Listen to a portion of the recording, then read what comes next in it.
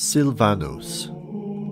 Abba Silvanus and his disciple Zacharias went to a certain monastery one day. They were given something to eat a little before taking the road, and when they got outside, his disciple found some water beside the path and wanted to drink. The old man said to him, "Zacharias, it is a fast today." The latter said to him, "But Father, have we not eaten?" The old man said to him, "What we have eaten came through charity, but, my child, let us keep our own fast." As Abba Silvanus was sitting with the brethren one day, he was wrapped in ecstasy and fell with his face to the ground. After a long time he got up and wept.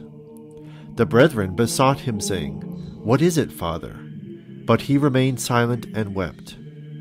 When they insisted on his speaking, he said, "I was taken up to see the judgment, and I saw there many of our sort coming to punishment, and many seculars going into the kingdom." The old man was full of compunction and never wanted to leave his cell. If he was obliged to go out, he hid his face in his cowl, saying, "Why should I seek to see this earthly light, which is of no use?" Another time his disciple Zacharias entered, and found him in ecstasy with his hands stretched towards heaven. Closing the door, he went away. Coming at the 6th and 9th hours, he found him in the same state. At the 10th hour he knocked, entered, and found him at peace, and said to him, "What has happened today, Father?" The latter replied, "I was ill today, my child." But the disciple seized his feet and said to him, "I will not let you go until you have told me what you have seen."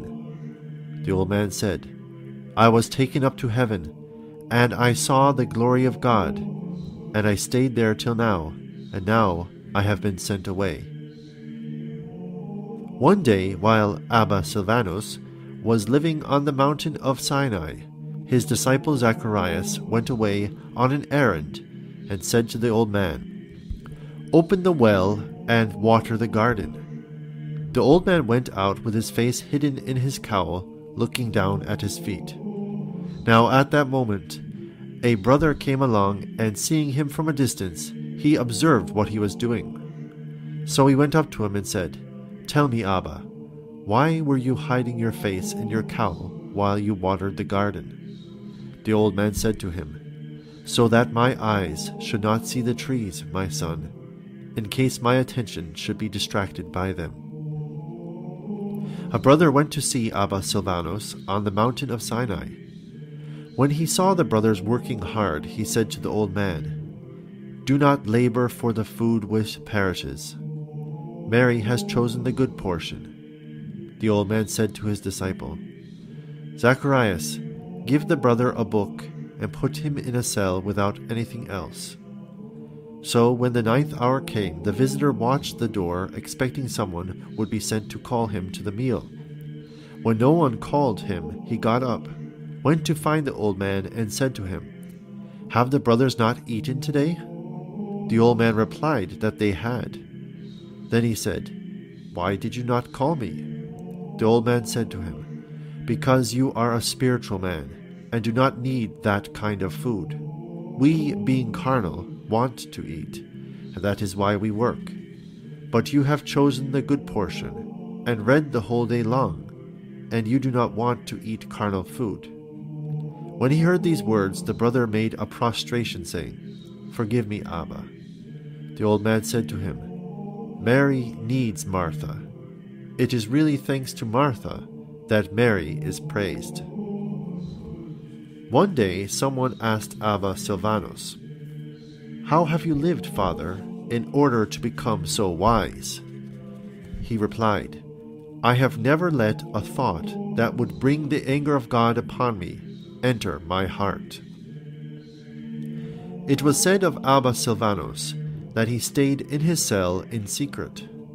He had some small dried peas with which he had made 100 necklaces to earn his food. Someone came from Egypt with an ass laden with loaves. he knocked and put them down in his cell. Then the old man, taking the necklaces, loaded them on the ass and sent him away. They said of Abba Silvanus that his disciple Zacharias went out without him, and taking some brothers with him, moved the garden fence back to make it larger. When he knew this, the old man took his sheepskin, went out and said to the brothers, "Pray for me." When they saw what he was doing, they threw themselves at his feet, saying, "Tell us, what is the matter, Father?" He said to them, "I shall not go back inside, nor take off my sheepskin till you have put the fence back where it was at first." So they moved the fence once again and put it back as it was. So the old man returned to his cell. Abba Silvanus said, "I am a slave, and my master says to me, 'Do your work, and I will feed you.'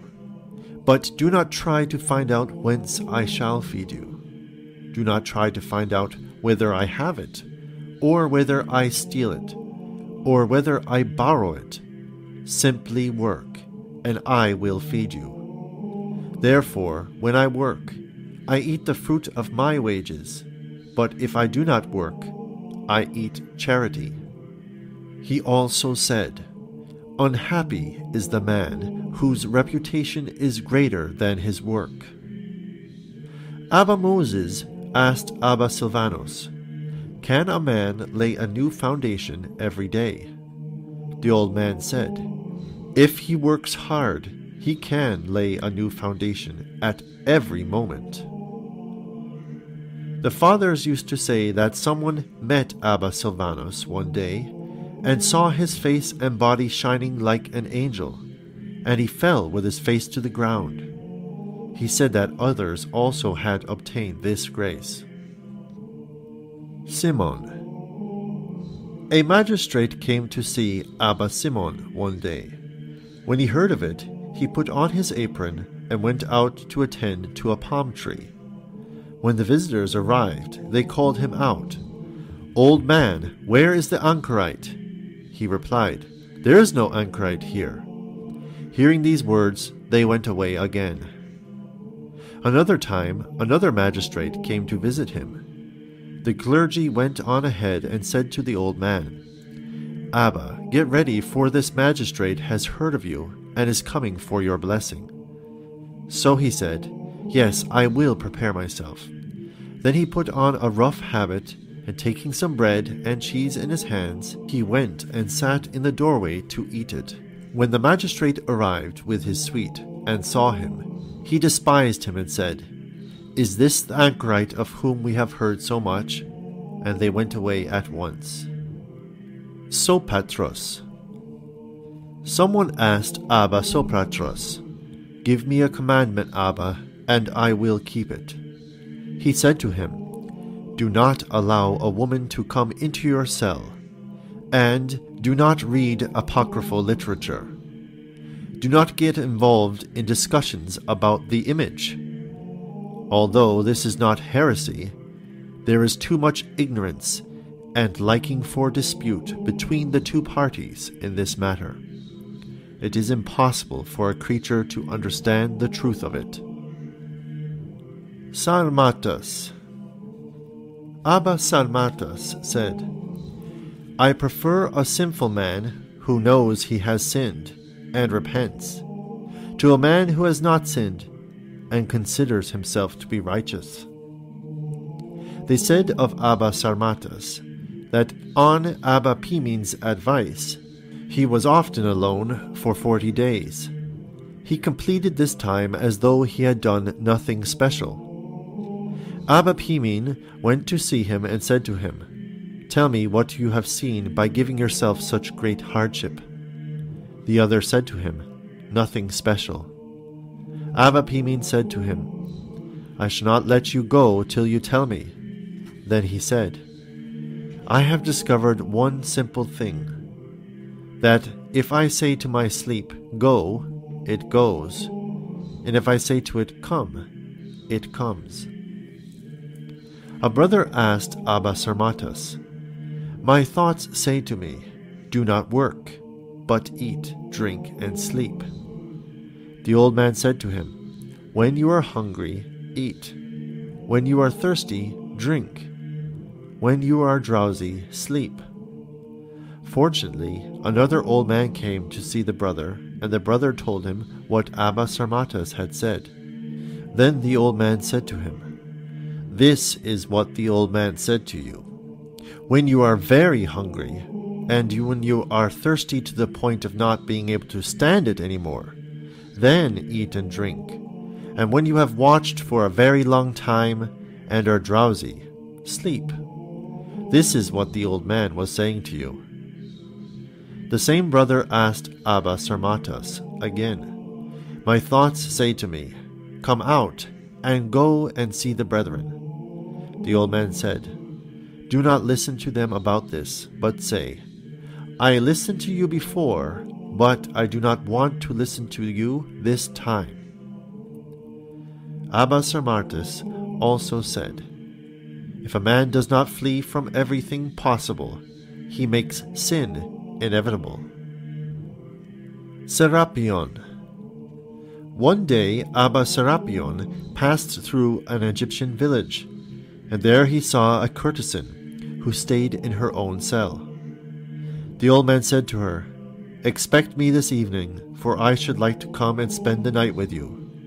She replied, very well, Abba. She got ready and made the bed. When evening came, the old man came to see her and entered her cell and said to her, have you got the bed ready? She said, yes, Abba. Then he closed the door and said to her, wait a bit, for we have a rule of prayer, and I must fulfill that first. So the old man began his prayers. He took the psalter, and at each psalm he said a prayer for the courtesan, begging God that she might be converted and saved. And God heard him. The woman stood trembling and praying beside the old man. When he had completed the whole psalter, the woman fell to the ground. Then the old man, beginning the epistle, read a great deal from the apostle, and completed his prayers. The woman was filled with compunction, and understood that he had not come to her to commit sin, but to save her soul. And she fell at his feet, saying, Abba, do me this kindness, and take me where I can please God. So the old man took her to a monastery of virgins, and entrusted her to the Amma, and said, take this sister, and do not put any yoke or commandment on her as on the other sisters. But if she wants something, give it her, and allow her to walk as she wishes. After some days, the courtesan said, I am a sinner. I wish to eat every second day. A little later she said, I have committed many sins, and I wish to eat every fourth day. A few days later she besought the Amma, saying, since I have grieved God greatly by my sins, do me kindness of putting me in a cell, and shutting it completely, and give me a little bread and some work through the window. The Amma did so, and the woman pleased God all the rest of her life. A brother said to Abba Serapion, give me a word. The old man said to him, what shall I say to you? You have taken the living of the widows and orphans, and put it on your shelves. For he saw them full of books. Abba Serapion said, when the soldiers of the emperor are standing at attention, they cannot look to the right or left. It is the same for the man who stands before God, and looks towards him in fear at all times. He cannot then fear anything from the enemy. A brother went to find Abba Serapion. According to his custom, the old man invited him to say a prayer. But the other, calling himself a sinner and unworthy of the monastic habit, did not obey. Next, Abba Serapion wanted to wash his feet, but using the same words again, the visitor prevented him. Then Abba Serapion made him eat, and he began to eat with him. Then he admonished him, saying, my son, if you want to make progress, stay in your cell, and pay attention to yourself and your manual work. Going out is not so profitable for you as remaining at home." When he heard these words, the visitor was offended, and his expression changed so much that the old man could not but notice it. So he said to him, "Up to now you have called yourself a sinner, and accused yourself of being unworthy to live. But when I admonished you lovingly, you were extremely put out. If you want to be humble, learn to bear generously what others unfairly inflict upon you, and do not harbor empty words in your heart." Hearing this, the brother asked the old man's forgiveness, and went away greatly edified. Cerinus. They said of Abba Cerinus that he used to work hard and always ate 2 small loaves. Abba Job, his companion and himself a great ascetic, went to see him and said, "I am careful about what I do in the cell, but when I come out I do as the brothers do." Abba Cerinus said to him, "There is no great virtue in keeping to your regime in your cell, but there is if you keep it when you come out of your cell."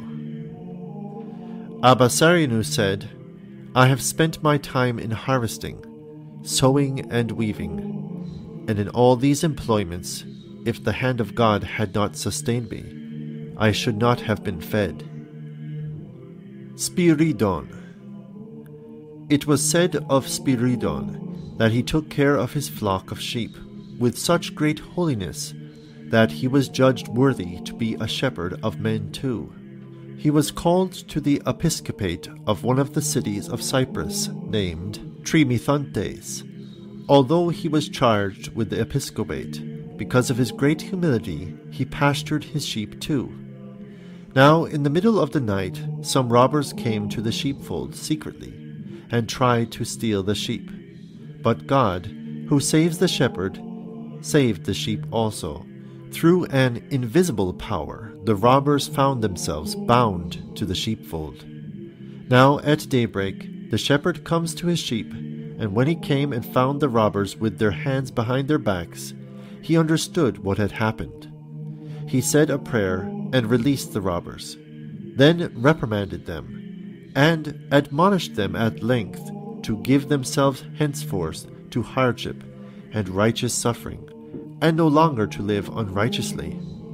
Then he freed them and gave them a ram, adding with a good grace, so that you do not have the appearance of having watched in vain. It was also said of him that he had a young daughter who shared his father's devotion, and whose name was Irene. One of their acquaintances entrusted her with an ornament of great price. For greater safety she hid the treasure in the earth, but shortly after she departed this life. After a time, he who had made the deposit came. Not finding the girl, he applied to her father, Abba Spiridon, at first demanding, then imploring. The old man grieved for the loss suffered by him who had made the deposit. So he went to his daughter's tomb, and begged God to show him, before the time, the resurrection promised her.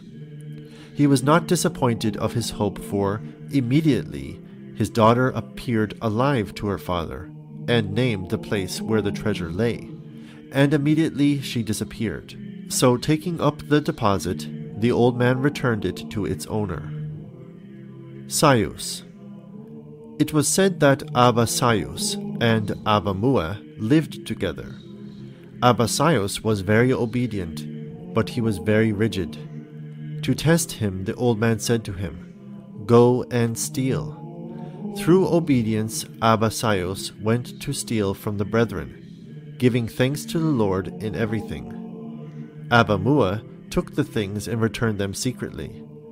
Now once when they were on the road, Abba Saius was overcome with weakness, and the old man left him there exhausted, and went to say to the brethren, "Go and carry Saius, because he is lying there helpless." So they went and brought him in. Sarah. It was related of Amma Sara that for 13 years she waged warfare against the demon of fornication. She never prayed that the warfare should cease, but she said, "O God, give me the strength." Once the spirit of fornication attacked her more insistently, reminding her of the vanities of the world. But she gave herself up to the fear of God and to asceticism, and went up onto her little terrace to pray. Then the spirit of fornication appeared corporeally to her and said, "Sarah, you have overcome me." But she said, "It is not I who have overcome you, but my Master Christ." It was said concerning her that for 60 years she lived beside a river, and never lifted her eyes to look at it. Another time 2 old men, great anchorites, came to the district of Pelusia to visit her. When they arrived, one said to the other, "Let us humiliate this old woman." So they said to her, "Be careful not to become conceited, thinking to yourself, 'Look, how anchorites are coming to see me, a mere woman.'" But Amma Sara said to them, "According to nature I am a woman, but not according to my thoughts." Amma Sara said, "If I prayed God that all men should approve of my conduct, I should find myself a penitent at the door of each one, but I should rather pray that my heart may be pure towards all." She also said, "I put out my foot to ascend the ladder, and I place death before my eyes before going up to it." She also said, "It is good to give alms for men's sake, even if it is only done to please men. Through it one can begin to seek to please God." Some monks of Scetes came one day to visit Amma Sara. She offered them a small basket of fruit. They left the good fruit and ate the bad. So she said to them, "You are true monks of Scetes." She also said to the brothers, "It is I who am a man, you who are women.